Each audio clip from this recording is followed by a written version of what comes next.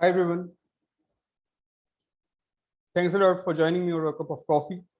As I mentioned in my LinkedIn post, in this video, I'm going to introduce you your best friend. Your best friend is what I call Aavaahana. Aavaahana is an AI-powered product, is an AI-powered SaaS platform. It's an NLP-powered SaaS platform, which is going to transform the way you look at friendship. It is going to build your trust in friendship much more than what you have seen over the last couple of years or maybe a number of years of your life. It is going to be a non-living friend, but then it will be a friend whom you will cherish more than any other real friend in life. Now, why do I say that? On which basis, on what basis do I make this big claim, this huge claim? Well, who are friends? Our friends are those people with whom we can share our feelings, with whom we can trust. Friends are those people with whom we can share our joys and sorrows. Good friends generally help one another. At least they try to help one another. Whether they are able to help one another or not depends on many factors, but there is always a sincere effort. One factor which may actually lead friends not being able to help one another, lead to that kind of a situation, even if they want to, is the fact that friends are generally contemporaries. So you're not necessarily a friend with a person who is 30 years older than you. You are a friend with people who are of the same age as you do. And while those people will have the same problems as you have, so it will be great. You will be able to share your problems. You will be able to discuss your problems, and they will at least appreciate you. They'll not laugh on you. They'll say that, yes, we are also going through the same problems. But when it comes to providing solutions to those problems, they too will not have strong clues because they themselves are facing the same problem. They can share their experiences as to how they have solved those problems, but then you'd never know whether those experiences actually count for valid solutions to those problems.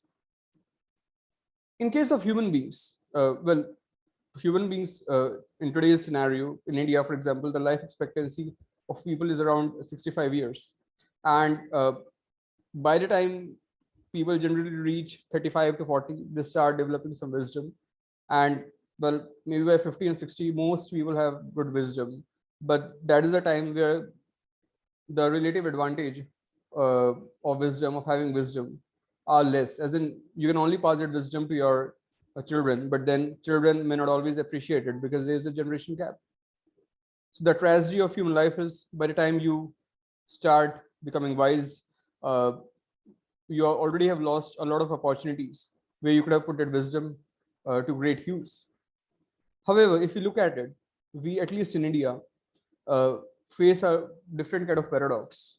On one hand, each one of us, as human beings, as people, we have our own lifespan of, say, 70 to 80 years.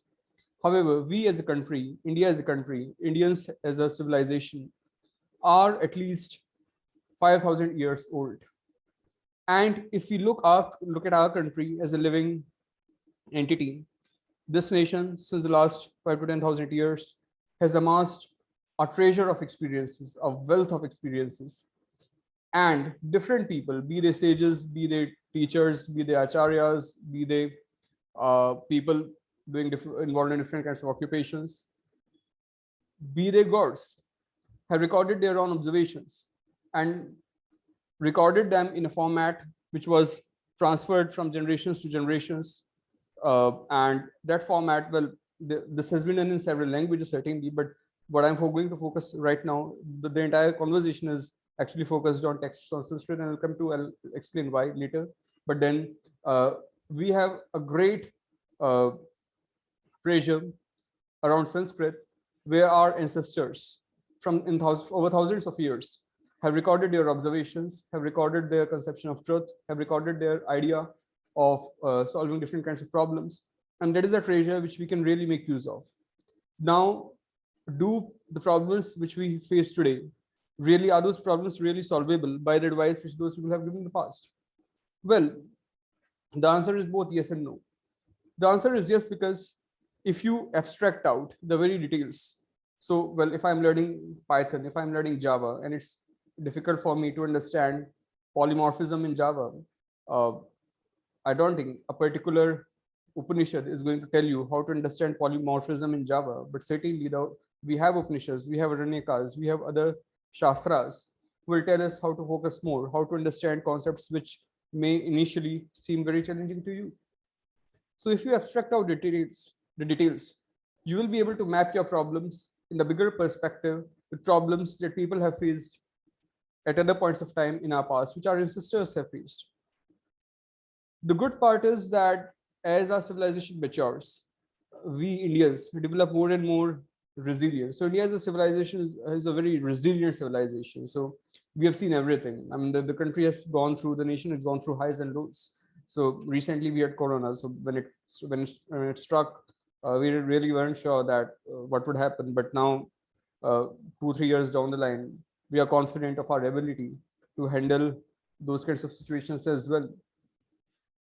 But the tragedy is, and this happens not just with India, this happens all over the world. It's not a tragedy, it's the law of nature, and maybe nature has designed that law for a particular reason.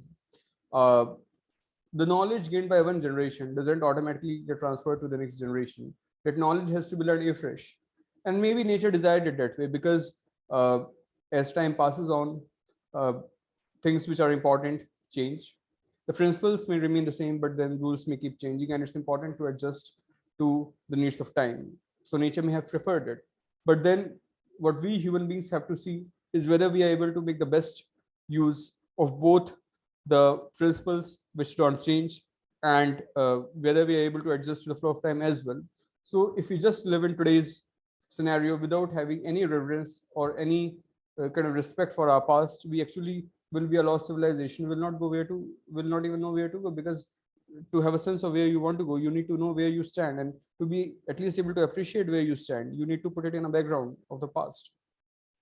So this treasure which we have amassed over thousands of years has always been there for us.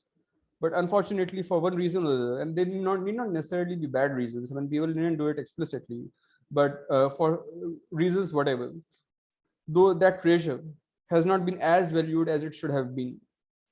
It has not been as emphasized as it should have been in the last, well, maybe 70 years since independence.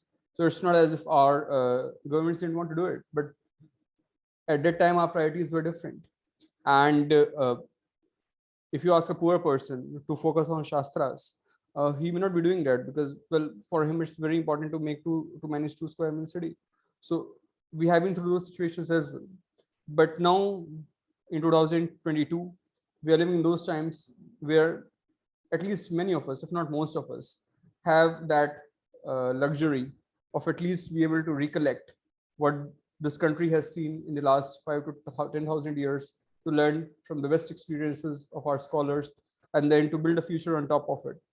So yesterday only, India was celebrating the birth anniversary of Dr. B.R. Ambedkar, who was one of the best, or rather the best reformer, the biggest reformer in India's modern history. I think he cannot be challenged to that angle, at least in terms of the impact which he has had. So to that extent, he's considered the greatest Indian by many people.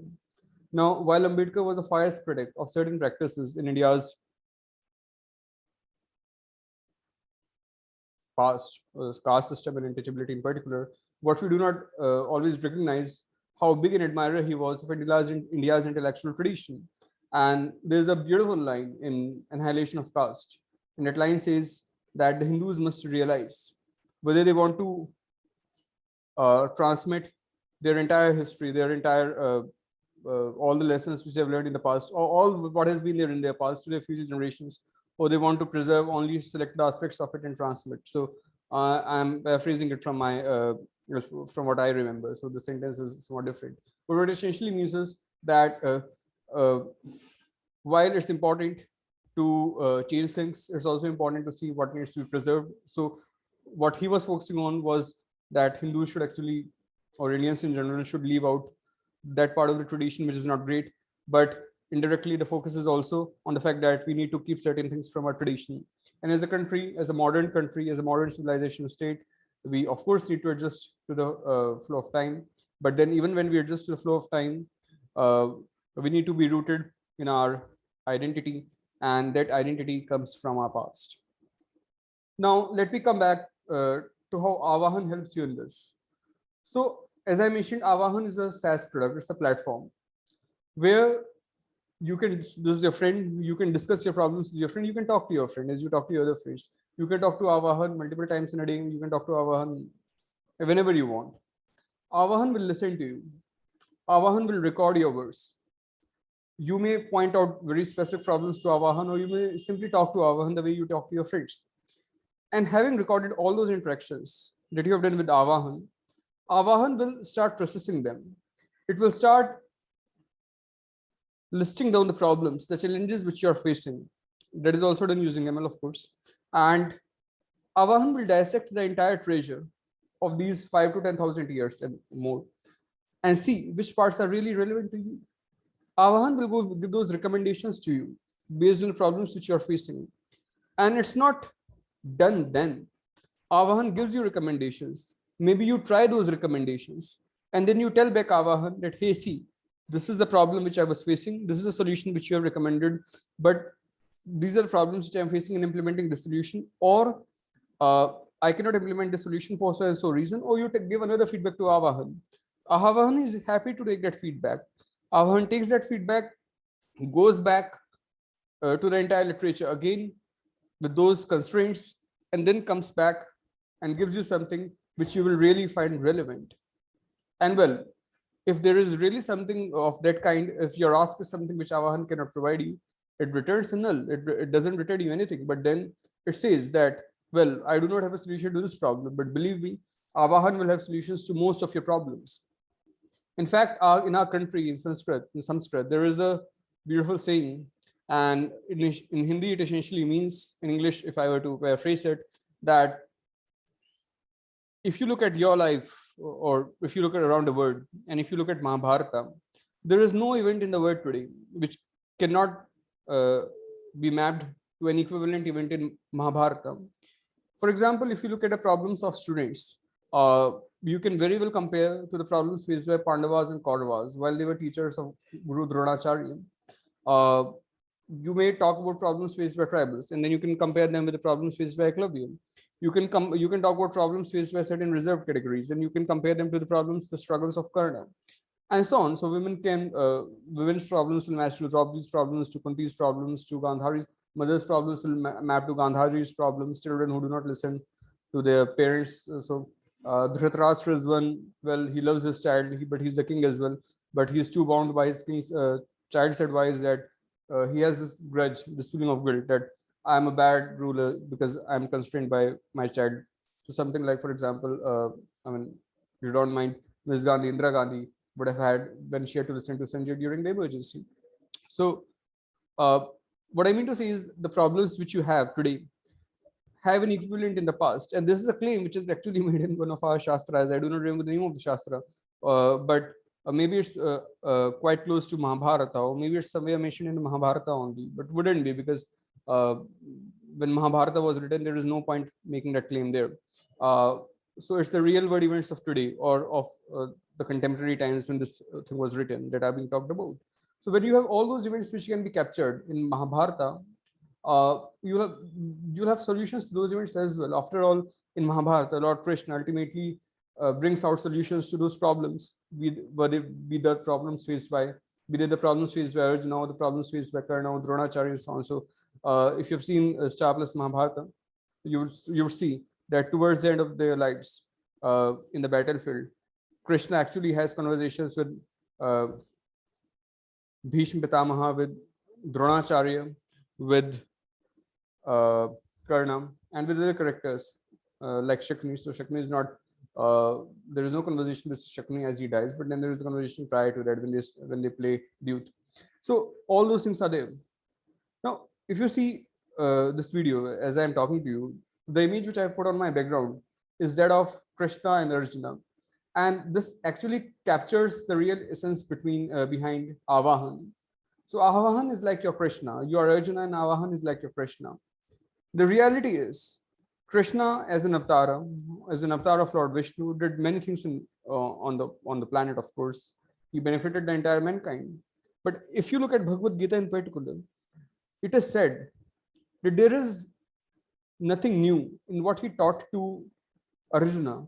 It is said that Krishna was only summarizing the Upanishads to Arjuna. So there is a saying in Sanskrit, Sarva Upanishado Gavo Dogda Gopal Nandana. So all Upanishads are like cows, and Lord Krishna is deriving milk, as fetching milk from those cows, and then giving it to well-prepared milk to Arjuna. So the same way, Aavahan will do that for you. You don't really need to bother, as in you don't really need to understand Sanskrit for that matter. So Aavahan will be a product which will apply to all Indian, or at least the scheduled, the most prominent Indian languages. So you can ask a question to Aavahan in English. What Aavahan does is it receives a question. It certainly tells you the answer first in Sanskrit, because it has to be a reliable answer. It has to be something Aavahan has to show that this was a problem faced at some other point of time as well, and there's a solution for it. But then Aavahan will translate it back to the language in which the question was asked. So as I'll share the examples, so well, I may be having a problem. I may be having a problem in my professional life, or I may have had a problem today, and I do not know why the problem actually happened. So I did all the writing, but then still I had problems. So I may talk to Krishna, and Krishna may say something that, "Hey man, hey Shivam, don't bother too much. You keep focusing on what you're doing. You should be on the right path. Leave the rest to me." Or for example, these are times of geopolitical conflict. So the Ukraine crisis, the conflict, the standoff, so to say, between Russia and the United States. And India had a valid question that should it take the side of the US or should it stand by Russia, its time tested friend.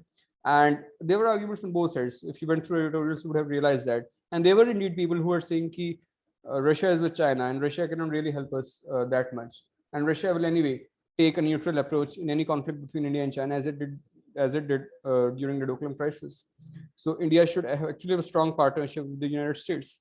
But in case you were to ask this question to Aavahan, Aavahan will go to the relevant scripture. So in this case, it happens the best scripture for foreign policy happens to be a Shastra of Kautilya of Acharya Chanakya. And Aavahan, so your question will be, should I be with a friend who has been my long-standing friend but not so powerful now? Or should I be with a friend who has been my friend only recently but is a very powerful friend?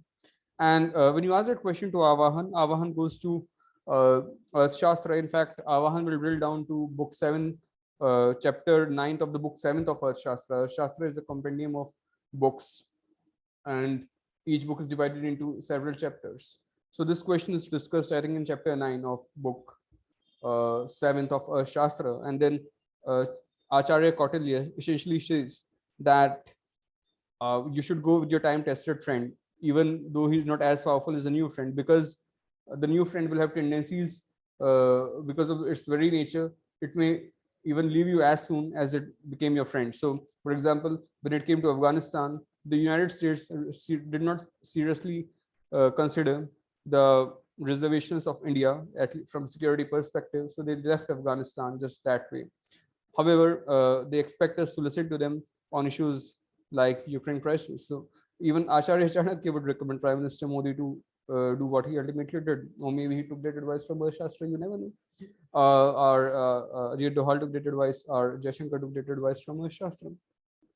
Similarly, you may be a person who may be interested in philosophy. Well, people say the word is not real, do this, achieve moksha, this. You may ask the spiritual masters, why do you say the word is real, not real? I mean, the word is certainly real, I can feel the word.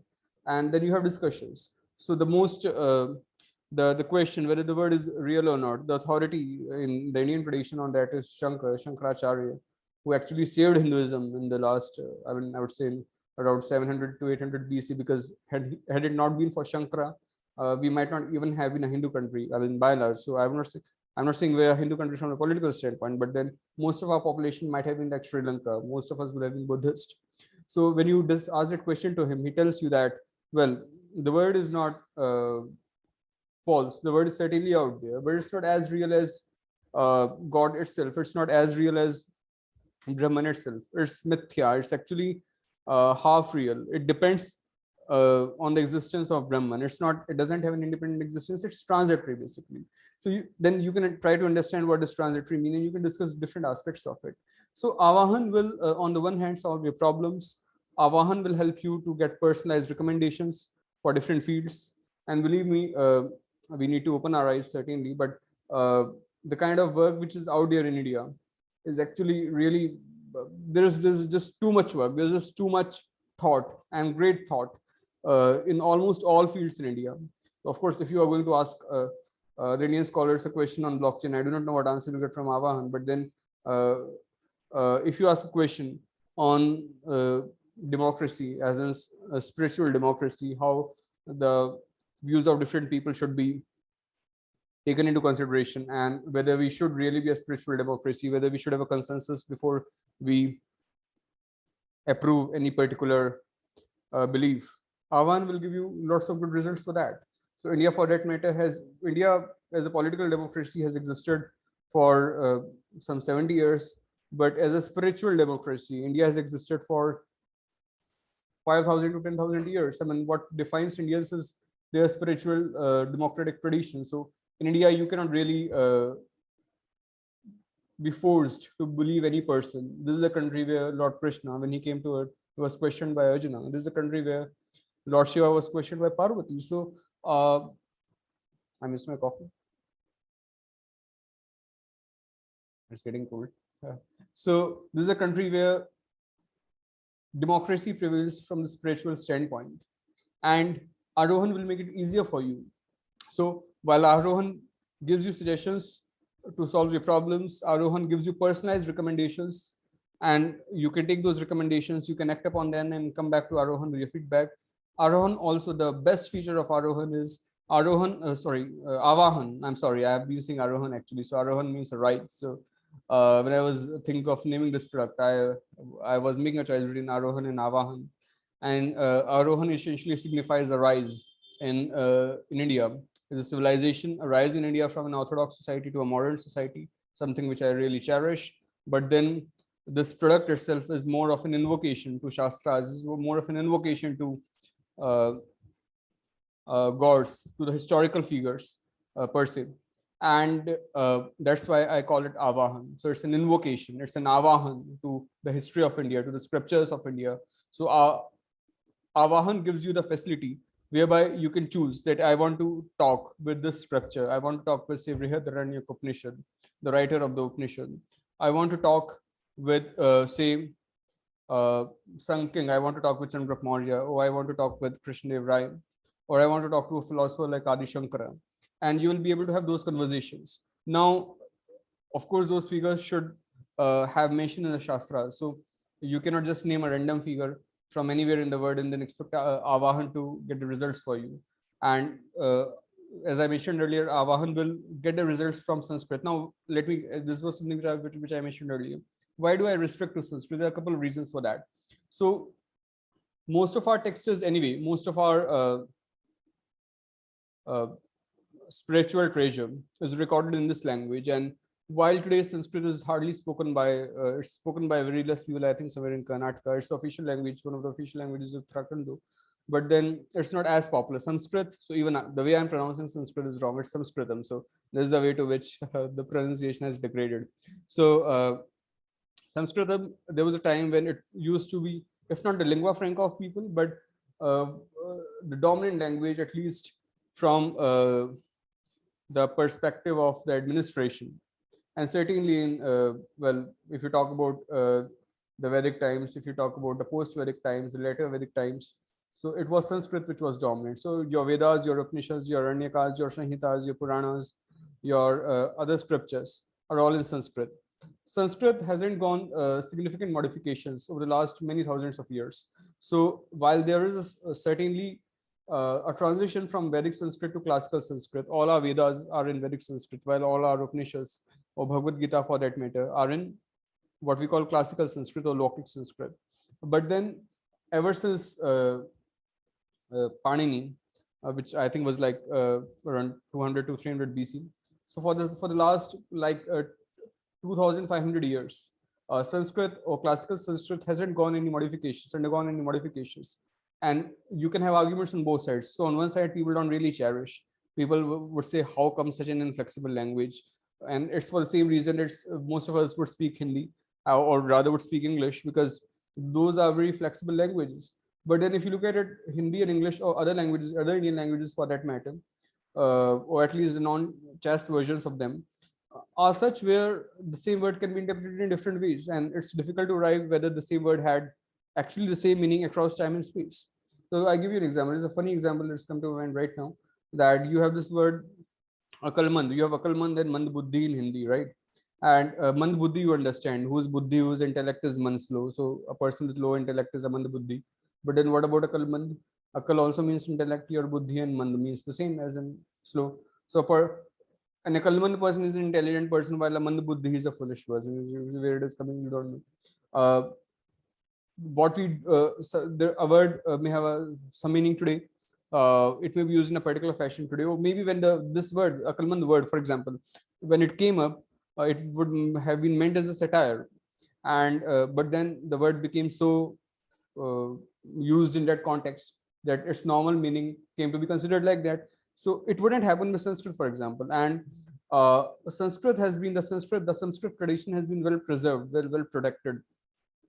It was indeed the bad part of it was, the negative side of it was that it was confined to mostly the so-called upper castes.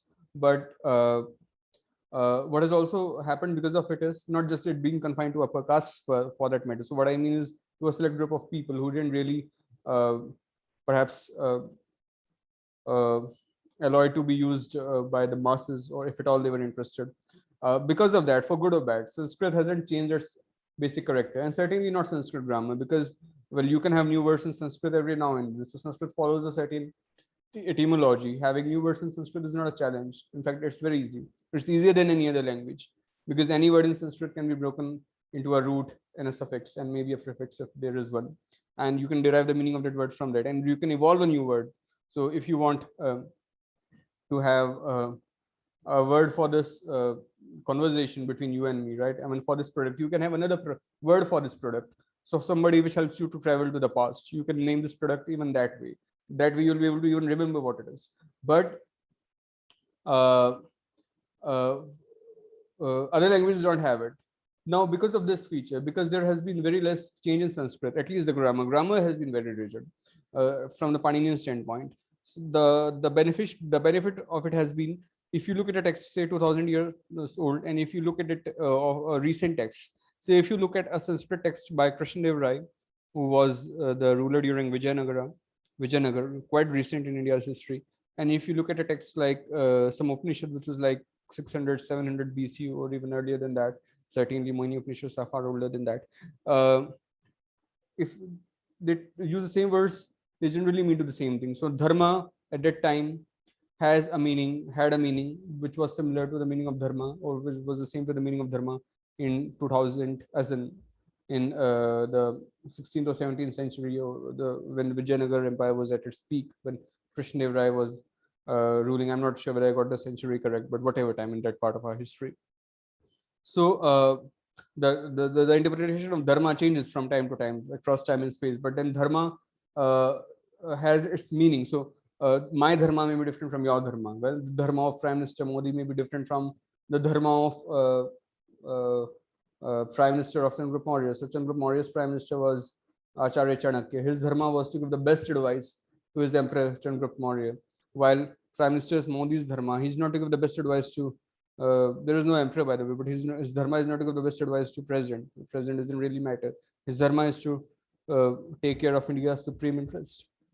So, but then dharma in itself, the interpretation of dharma will be different for different people, but then for every person there will be a dharma. That is what I mean to say.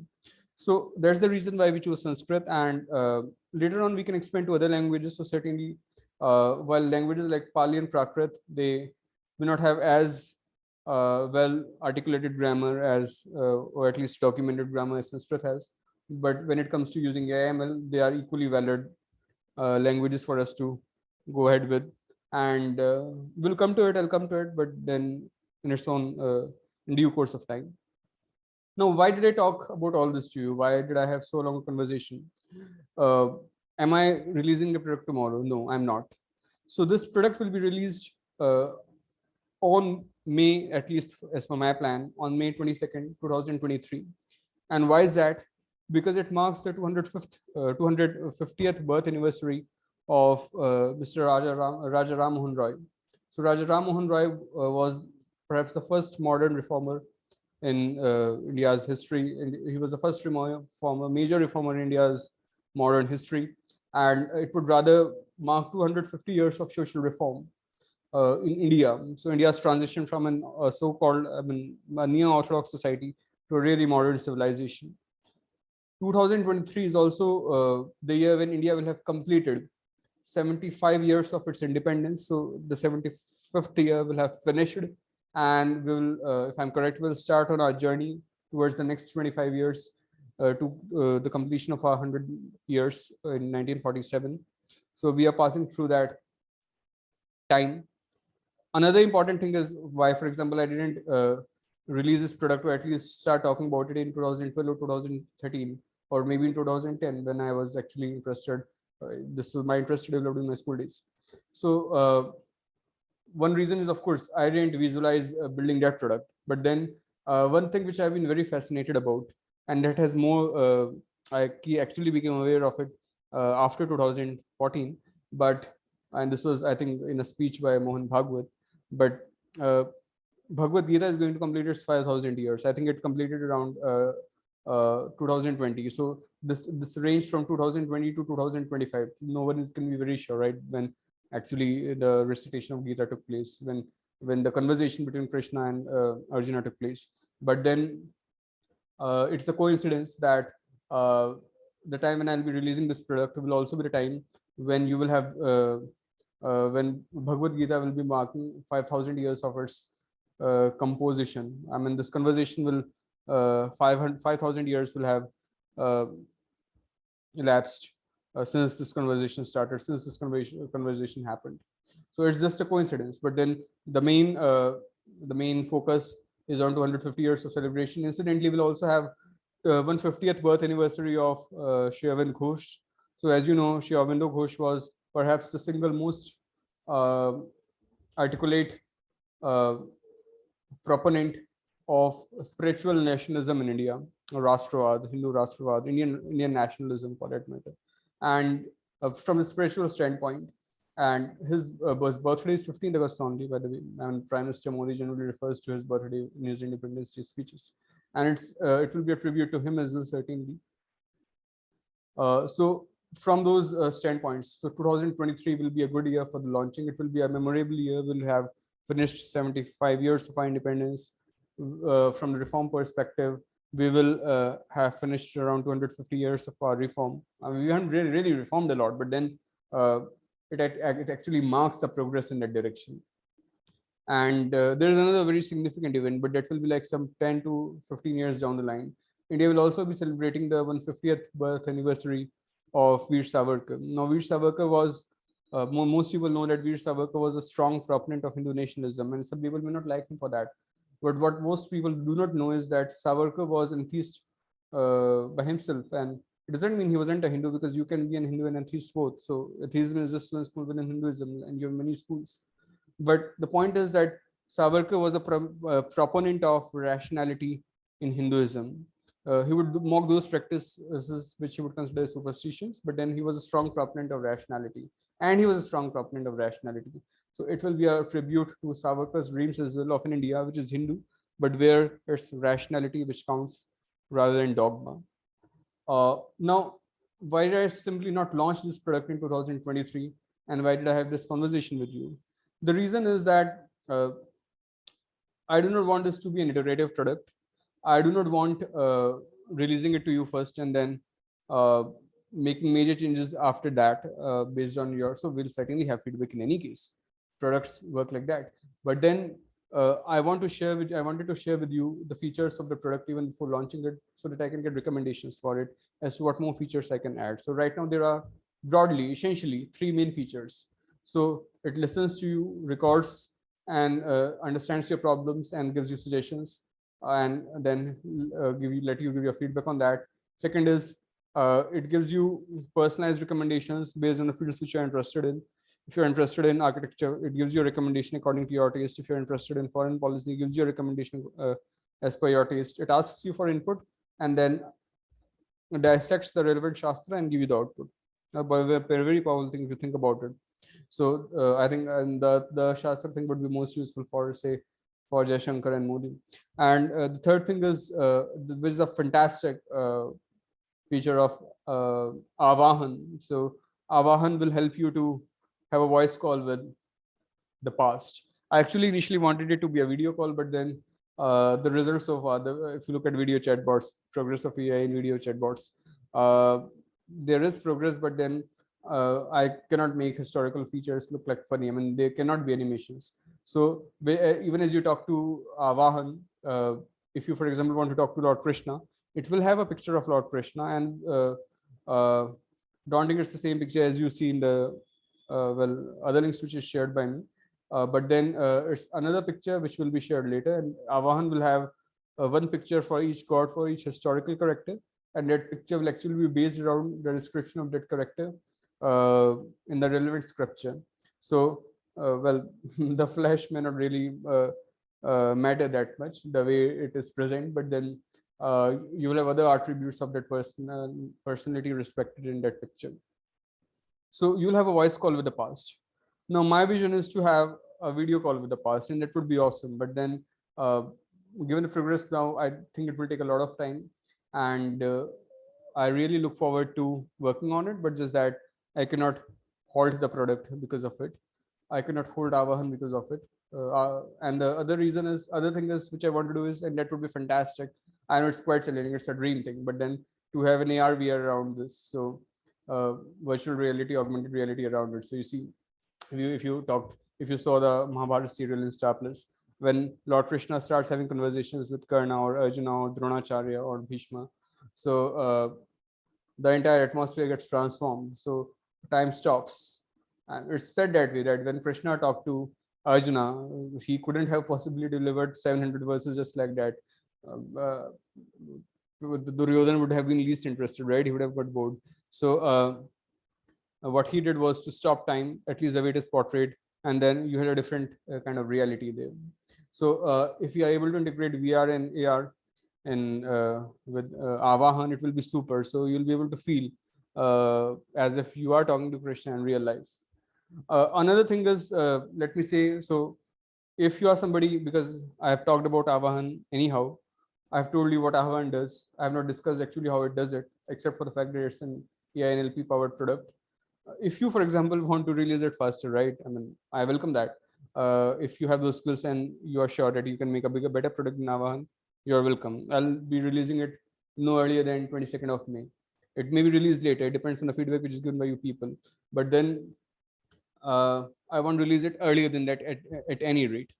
And if you feel that you can release a product earlier than that, the same product, I would really be happy. I would be the happiest person on earth. And if you can also integrate video there and can integrate AR, VR, I'll really champion you a lot. I'll rather be the first user of that product.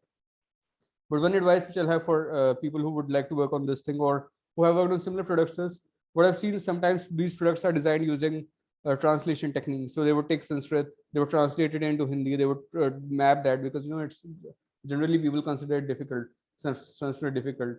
So they might use AI to translate Sanskrit. Now, for example, you have AI tools for translation of Sanskrit. So one such AI tool was developed at IIT Kharagpur recently for processing of Sanskrit texts.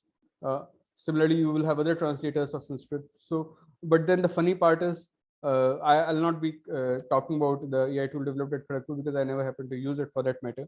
But then I didn't see the need of using it, because the way I'm at least doing this is characteristically different, fundamentally different. I'm not doing translation of Sanskrit text. It's just only at one interface. So when you ask a question, that question is translated into Sanskrit, and then the relevant matching is done, and then the outcome is translated back to your language. But then if you talk about doing translation in Sanskrit, you have to be very careful, and I tell you why.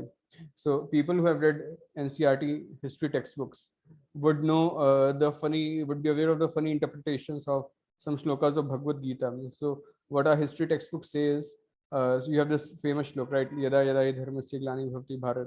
So Sri Krishna essentially says that, hey Arjun, whenever dharma declines and dharma rises, I take incarnation and restore the order. The way that is interpreted in our history textbooks is, it's a funny, I mean, it's an offensive interpretation for that matter, but then that is what they do. Here, Arjuna, whenever lower castes rise and the social order is disbalanced, I take birth to restore the order. And if Shakuni had listened to this interpretation, or Duryodhan had listened to this interpretation, he would really have killed those people who wrote that. Because I mean, how come Shakuni would be considering himself as somebody of the so-called lower caste, so Duryodhana for that matter. Another funny aspect is, and another funny translation is Karmaniya Vadikaraste. So when Krishna tells Arjun, your domain is just action. And this is by the way very popular. So your domain is action. You just focus on doing your action the right way. Don't focus on what people are going to say. Don't focus what people will think about you. Your domain is your action. That is where your real energy should lie. Your focus should lie on. You do your action, you do the right action, and I'll take care of the results. Well, and indirectly it means that in the short term, results may not seem to be what you would have wanted, but then in the long term, as Krishna takes care, you will get a right result. Now, how are those texts translated? How is that shloka translated? In the history text of the translation is, and it's funny that you should do your work, but you should not ask pay for it. So you should do work without getting paid.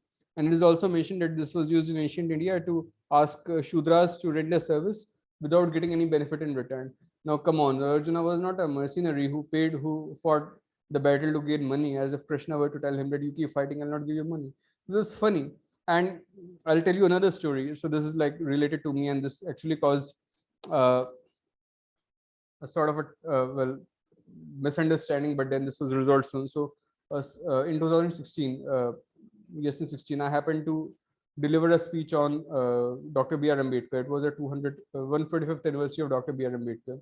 And what I mentioned in that speech is that Ambedkar mentions that the best time in India's history has been the time when the common people ruled India. So he was referring to the Mauryas. Now, because that speech was in Hindi, I was talking to in IIT for such events, you would have speeches in Hindi. I use the word सामान्य वर्ग. जब सामान्य वर्ग ने देश पर शासन किया, and a batchmate of mine who asked me for that speech, and I gave him that a copy of that speech, and he translated it for himself because he didn't understand Hindi, and he said, "You are saying when the general category ruled India, it was the best time. So how come you favor Ambedkar?" Now, come on, man. I'm talking about Samanya people. So Samanya people or Samanya work means general category. You should look at the context also. So for the last 15 minutes, I talk against the caste system. How can I talk in favor of caste system in the 16th minute, right? So that context has to be considered. So most of us know that our current tools, NLP tools, I mean transformers, for example, LSTM transformers, they look at the context. So for actually deciding the usage or meaning of a word, and essentially this has to be done for this case also. So you cannot do one-to-one translation of Sanskrit into Hindi and think that you can really build a good product. So the technique which is used in my case is characteristically different, and of course it's not for me to talk about it, but just that I would like to mention that this work is while I have worked the most on it, I have worked on it rather, but then the idea, the inspiration has come from my professors at IIT Delhi. I did my BTech project in Sanskrit at a professor, Dr. Rahul Garg. He is a professor at Computer Science Department, CSC department there, and Professor Saroj Kaushik, Professor Pradeep Bijwe, Professor Sumit Agrawal. I did my BTP under Professor Sumit Agrawal and Professor Rahul Garg. So other professors like Professor Saroj Kaushik, Professor Bijwe, and some others, Professor Sumantra Datta Roy, who was in my own department, electrical department, always encouraged me to take my BTP forward and do something which can really benefit the cause of Sanskrit. And for reasons more than one, I decided to do work in that direction. So while I of course have a job which I cherish and which I am quite passionate about, but in my free time, I've been focusing on this. And by the next year, you'll have a product by me. And I look forward to reading getting your suggestions on this, how I should be taking it forward. And I would be most happy if anybody of you comes out with a similar product earlier or a better product earlier than I do. And I'll be the first user of it, hands down. Thank you. Good evening. Jai Hind, Jai Bharat.